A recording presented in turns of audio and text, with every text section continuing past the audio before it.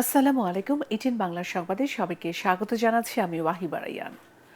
ইনকিলাব মঞ্চের আহ্বায়ক শরীফ ওসমান হাদিকে হত্যার প্রতিবাদে শাহবাগে অবস্থান নিয়েছে ছাত্র জনতা। এ সময় স্লোগানে ওসমান হাদির হত্যাকারীদের দেশে ফিরিয়ে আনার দাবি জানান তারা। বন্ধ রয়েছে শাহবাগমুখী সকল যান চলাচল। এদিকে ইনকিলাব মঞ্চের মুখপাত্র ও সম্মুখ জুলাই যোদ্ধা শরীফ ওসমান হাদির খুনিদের গ্রেফতার ও বিচারের দাবিতে প্রেস ক্লাবের সামনে মানববন্ধন করেছে সম্মিলিত নারী প্রয়াসের সদস্যরা।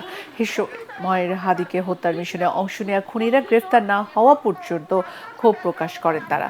বৃহস্পতিবার সিঙ্গাপুরের একটি হাসপাতালে চিকিৎসাধীন অবস্থায় মারা যান জুলাইয়ের অন্যতম এই সম্মুখ যোদ্ধা। সন্ধ্যায় দেশে পৌঁছবে হাদির মরদেহ।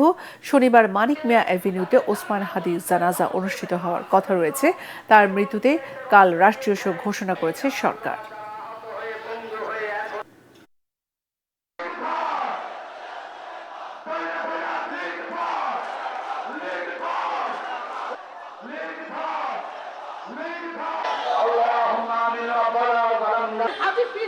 দর্শক, এই মুহূর্তে বাংলা মোটরে আছেন সহকর্মী জামিল হাসান শান্ত। আমরা এখন সরাসরি কথা বলবো তার সাথে। শান্ত, এনসিপির বিক্ষোভ মিছিলের বর্তমান পরিস্থিতি কেমন? আপনি কি দেখছেন এবং নেতাকর্মীরা কি বলছেন? ওয়াহিবা, বর্তমানে আমরা অবস্থান করছি রাজধানীর বাংলা মোটরে। আপনি জানেন গতকাল ওসমান হাদির মৃত্যুর ঘটনার পরপরই কিন্তু পুরো দেশে মানুষরা বিক্ষোভে কিন্তু সড়কে নেমে আসে। তারই প্রেক্ষিতে কিন্তু আজ জুম্মার পর কিন্তু শাহবাগে বিক্ষোভ মিছিল থাকার কথা থাকলেও সেটি কিন্তু স্থগিত করা হয়েছে এবং বিকেল 4টা নাগাদ বাংলা মোটরে কিন্তু এনসিপির নির্দেশে বিক্ষোভ মিছিলের আয়োজন করে এনসিপি। এবং এই মুহূর্তে কিন্তু আমরা যতটুকু দেখতে পেরেছি দেশের বিভিন্ন প্রান্ত থেকে কিন্তু এই বিক্ষোভ মিছিলে ছাত্র থেকে শুরু করে সাধারণ জনগণ সবাই কিন্তু যোগ দিয়েছেন এক দলে। এবং আপনাকে একটু জানিয়ে রাখতে চাই, এই বিক্ষোভ মিছিলে কিন্তু কোনো দলীয় মিছিল না, দলের সর্বনেতারা কিন্তু এই বিক্ষোভ মিছিলে অংশগ্রহণ করছে। ইতিমধ্যে আমরা দেখেছি এনসিপির বেশ কয়েকজন নেতাকর্মী কিন্তু ইতিমধ্যে চলে এসেছেন তাদের প্রধান কার্যালয় বাংলা মোটরে। কিন্তু এই মুহূর্তে তারা অবস্থান করছেন।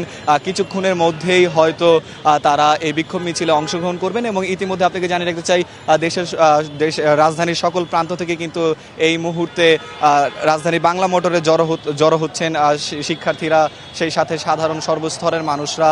তাদের কিন্তু একটাই দাবি, যারা ওসমান হাদির হত্যাকারী রয়েছেন তাদের কিন্তু আসলে বিচারের জন্য তারা আজ রাজপথে নেমেছেন। এবং ওসমান হাদি যারা হত্যাকারী রয়েছেন তাদের দ্রুত দৃষ্টান্তর বিচারের দাবিতে কিন্তু তারা এই বিক্ষোভ মিছিলের আয়োজন করেছেন এবং সর্বস্তরের মানুষ কিন্তু এতে অংশ নিয়েছেন। তবে এখনো পর্যন্ত বিক্ষোভ মিছিলটি আনুষ্ঠানিকভাবে শুরু হয়নি, কিছুক্ষণের মধ্যেই হয়তো শুরু হবে। আমরা আপনাকে সেই আপডেট জানাবো। তো এই ছিল আমার কাছে বাংলা মোটর থেকে এনসিপির বিক্ষোভ মিছিলের সর্বশেষ। শান্ত, আপনাকে ধন্যবাদ। ওসমান হাদির মৃত্যুকে কেন্দ্র করে দৈনিক প্রথম আলো, ডেইলি স্টার, ছায়ানট ও ধানমন্ডি 32-এ হামলা, ভাঙচুর ও অগ্নিসংযোগের তীব্র নিন্দা ও প্রতিবাদ জানিয়েছে নাগরিক সমাজের প্রতিনিধিরা। স্বরাষ্ট্র উপদেষ্টার পদত্যাগের পাশাপাশি দোষীদের দ্রুত আইনের আওতায় আনার দাবি জানিয়েছেন তারা। বিকেলে ছায়ানট ভবন পরিদর্শন করে সংস্কৃতি উপদেষ্টা বলেন, নির্বাচনকে বাধাগ্রস্ত করতেই এই হামলা চালানো হয়েছে। এদিকে ভাঙচুর ও অগ্নিসংযোগের ঘটনায় পত্রিকা দুটির প্রকাশনা সাময়িক বন্ধ রেখেছে কর্তৃপক্ষ। মানুষকে হত্যার আয়োজন করা হবে ক্ষুদ্র স্বার্থসিদ্ধির জন্য, সেখানে আমাদেরকে শুধু পর্যবেক্ষকের ভূমিকায় নয়, আমাদেরকেও রুখে দাঁড়াতে হবে এবং সরকারকে অবশ্যই বিচার নিশ্চিত করতে হবে। এবং একই সাথে এখানে যারা আগুন দিয়েছে, যারা উস্কানি দিচ্ছে, তাদেরও বিচার নিশ্চিত করতে হবে। এটা অ্যাবসলিউটলি নির্বাচন বানচাল করার লক্ষ্য যারা করেছে তারা ডেফিনেটলি বাংলাদেশের ডেমোক্রেটিক ট্রানজিশন চায় না। যে ক্ষতি সাধন হয়েছে তার সমস্ত কিছুই ছায়ানট যদি আমাদেরকে জানায়, সরকার ইমিডিয়েটলি সেই কাজটাতে হাত দেবে। প্রথম আলো ও ডেইলি স্টারে হামলা স্বাধীন গণমাধ্যমের উপর হামলার শামিল বলে জানিয়েছেন প্রধান উপদেষ্টা ডক্টর মোহাম্মদ ইউনূস। বৃহস্পতিবার রাতে প্রথম আলো ও ডেইলি স্টার কার্যালয়ে বর্বরোচিত হামলার ঘটনায় পত্রিকা দুটির সম্পাদকদের সঙ্গে টেলিফোনে কথা বলেছেন প্রধান উপদেষ্টা। এ সময় প্রথম আলোর সম্পাদক মতিউর রহমান ও ডেইলি স্টার সম্পাদক মাহফুজ আনামের প্রতি গভীর সমবেদনা জানান তিনি। বলেন, অনাকাঙ্ক্ষিত ও ন্যাক্কারজনক এই হামলার ঘটনায় গভীরভাবে ব্যথিত তিনি। এই দুঃসময়ে তাদের পাশে রয়েছে অন্তর্বর্তী সরকার। ডক্টর ইউনূস বলেন, এ ঘটনা দেশের গণতান্ত্রিক অগ্রযাত্রা ও স্বাধীন সাংবাদিকতার পথে এক বিরাট বাধার সৃষ্টি করেছে। এ সময় সম্পাদক সহ সংবাদ মাধ্যমগুলোর পূর্ণ নিরাপত্তা ও প্রয়োজনীয় সহযোগিতার আশ্বাস দিয়েছেন প্রধান উপদেষ্টা। কয়েকজন বিচ্ছিন্ন উগ্র গোষ্ঠীর দ্বারা সংঘটিত সকল প্রকার সহিংসতার বিরুদ্ধে দৃঢ়তার সঙ্গে সতর্ক থাকার আহ্বান জানিয়েছে অন্তর্বর্তী সরকার। এক বিবৃতিতে সহিংসতা, ভীতি প্রদর্শন, অগ্নিসংযোগ এবং জানমাল ধ্বংসের সব কর্মকাণ্ডকে দ্ব্যর্থহীনভাবে নিন্দা জানানো হয়।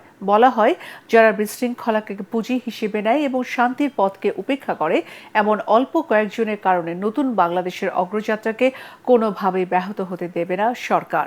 সংকটময় মুহূর্তে সহিংসতা, উস্কানি ও ঘৃণাকে প্রত্যাখ্যান ও প্রতিরোধের মাধ্যমে শহীদ হাদির প্রতি যথাযথ সম্মান প্রদর্শন করার আহ্বান জানায় সরকার।